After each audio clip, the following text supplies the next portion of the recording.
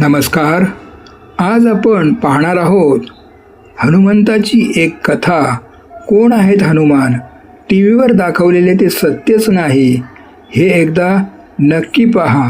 तत्पूर्वी चॅनलवर नवीन असाल तर कृपया सबस्क्राईब करा. जय श्री हनुमान. भारतीय पौराणिक साहित्यात भगवान विष्णू आणि भगवान शिव यांचे नाते अत्यंत अद्भुत मानले जाते. हरी आणि हर हे एकमेकांचे परमभक्त आहेत. जेव्हा प्रभू विष्णूने अधर्माचा नाश करण्यासाठी श्रीराम अवतार घेतला तेव्हा त्यांच्या सेवेसाठी स्वतः महादेवाने हनुमान रूपाने जन्म घेतला. पण या वानर रूपाचा उगम नेमका कसा झाला आणि रावणासारख्या महान शिवभक्ताला हनुमानाची शक्ती का ओळखता आली नाही? चला तर मग जाणून घेऊया हनुमानजीच्या शक्तीमागील एक विलक्षण कथा. ज्या रावणाने प्रत्यक्ष कैलास पर्वत उचलण्याचा प्रयत्न केला, ज्याला महादेवाने स्वतः अजेय असण्याचे वरदान दिले, त्याच रावणाची सुवर्णलंका एका वानराने एका क्षणात जाळून खाक केली. हा वानर नक्की कोण होता आणि महादेवांनी आपल्याच परमभक्ताचा म्हणजेच रावणाचा विनाश करण्यासाठी हनुमान रूप का धारण केले? या प्रश्नाची उत्तरे दडली आहेत माता पार्वती, महादेव आणि रावण यांच्यातील एका खास संवादात. एका प्रसंगी माता पार्वतीने भगवान शंकरांना विनंती केली की हे भगवान, आपल्या या भक्ताला म्हणजेच रावणाला कैलासावर येण्यापासून रोखा, अन्यथा मी एखाद्या दिवशी त्याला आगीत भस्म करून टाकीन. जेव्हा जेव्हा तो इथे येतो तेव्हा मला खूप अस्वस्थ वाटते आणि हे मला मुळीच आवडत नाही. कृपया त्याला समजावून सांगा की त्याने कैलासात प्रवेश करू नये. शिवजींना हे चांगलेच ठाऊक होते की पार्वती केवळ त्यांच्या वरदानाचा सन्मान राखण्यासाठी रावणाला काहीही बोलत नाही आहे. म्हणून ते शांतपणे उठले आणि बाहेर आले. त्यांनी पाहिले की रावण नंदीला त्रास देत होता. शिवजींना पाहताच रावणाने हात जोडून त्यांना प्रणाम केला. महादेवाने विचारले, प्रणाम दशानन, आज तुझे येणे कसे झाले? रावणाने उत्तर दिले की तो केवळ त्यांच्या दर्शनासाठी आला होता. त्यानंतर महादेवाने त्याला समजावण्यास सुरुवात केली. बघ रावण, तुझे वारंवार इथे येणे पार्वतीला अजिबात आवडत नाही, त्यामुळे तू इथे येत जाऊ नकोस. रावण म्हणाला, महादेव, आपण असे का म्हणत आहात?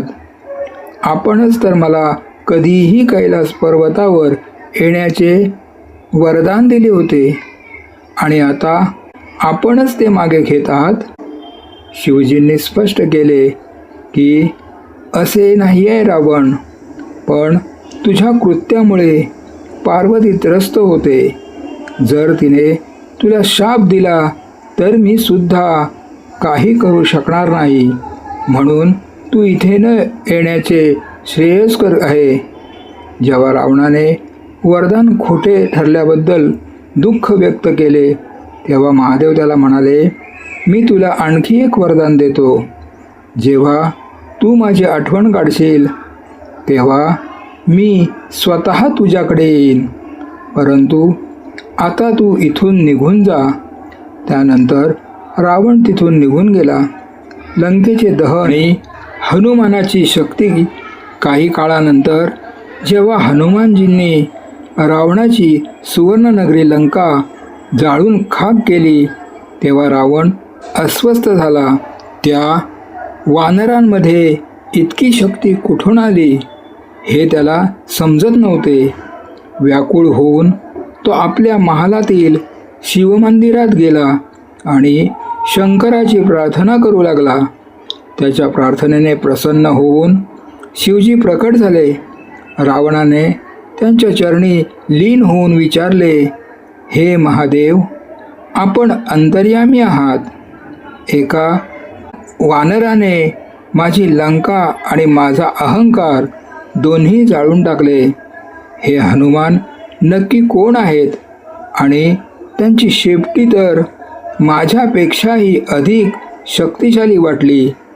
कृपया मला सांगा, हनुमान कोण आहेत?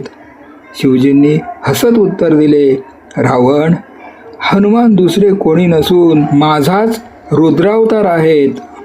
जेव्हा विष्णूने पृथ्वीवर अवतार घेण्याचे ठरवले आणि माता लक्ष्मीनेही त्यांच्यासोबत येण्याचे निश्चित केले, तेव्हा मलाही त्यांच्या लीलांचा साक्षीदार होण्याची इच्छा झाली.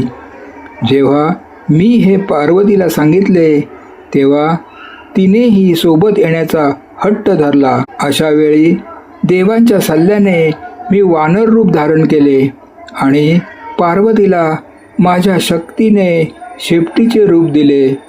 अशा प्रकारे आम्ही दोघेही श्रीरामांच्या सेवेसाठी हनुमान रूपाने प्रकट झालो आणि त्याच सेवेचे फळ म्हणून तुझ्या लंकेचे दहन झाले.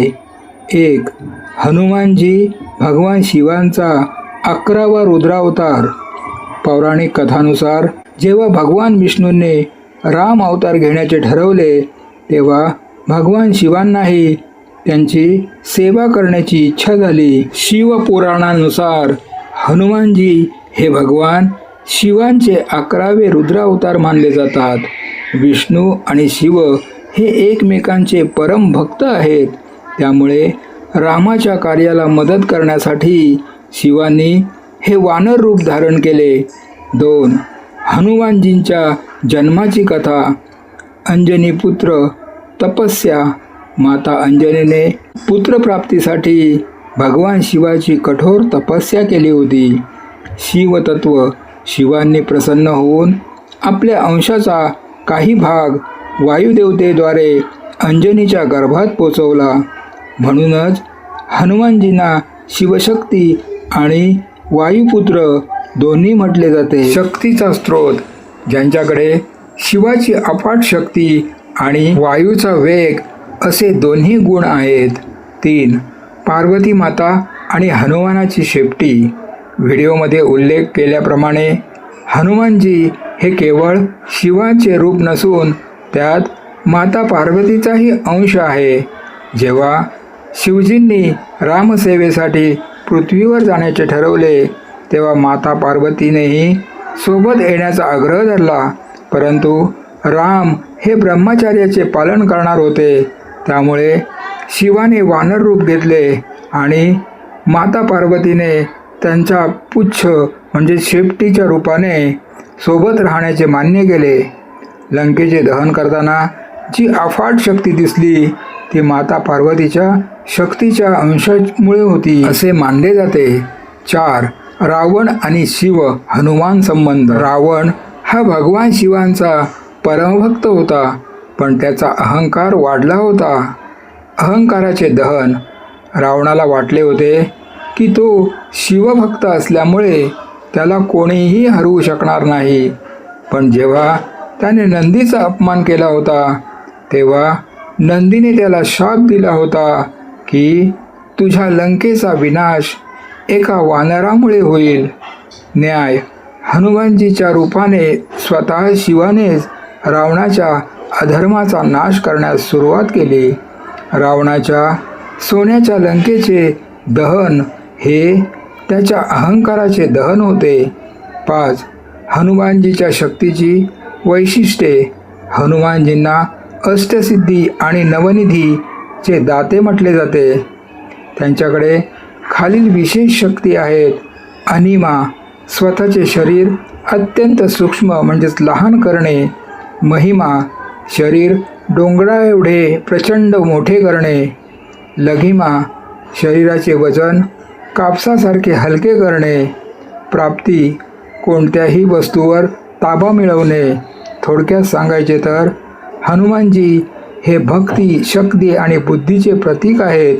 ते शिवाची शक्ती आणि विष्णूची म्हणजेच राम यांची भक्ती याचा एक अद्भुत संगम आहेत. शेवटी महादेव म्हणाले, आता तुझ्या उद्धाराची वेळ आली आहे. माझा सल्ला असा आहे की तू युद्धाच्या शेवटी समोर ये, जेणेकरून तुझे संपूर्ण कुटुंब श्रीरामाच्या हातून मोक्ष प्राप्त करू शकेल. रावणाला सर्व परिस्थिती समजली आणि त्याने त्याप्रमाणे युद्धाची तयारी केली. या कथेवरून असे लक्षात येते की भक्ती कितीही मोठी असली तरी जर त्यात अहंकार मिसळला तर ती विनाशाचे कारण ठरते. रावण शिवभक्त होता, पण त्याचा अभिमान नंदीचा आणि माता पार्वतीचा अपमान करण्यास कारणीभूत ठरला. शेवटी स्वतः महादेवांनाच हनुमान रूपाने त्याच्या अहंकाराचे दहन करावे लागले. म्हणूनच म्हटले जाते की जिथे खरी भक्ती आणि नम्रता असते तिथेच ईश्वराचा वास असतो. व्हिडिओ आवडल्यास लाईक करा, तुमच्या प्रतिक्रिया कमेंट्समध्ये नक्की कळवा आणि अशाच माहितीपूर्ण व्हिडिओसाठी आमच्या चॅनलला सबस्क्राईब करायला विसरू नका. बेल आयकॉन नक्की दाबा, जेणेकरून आमचे नवीन व्हिडिओ आल्यावर तुम्हाला लगेच सूचना मिळेल. हर हर महादेव. जय श्रीराम. जय हिंद. जय महाराष्ट्र. धन्यवाद.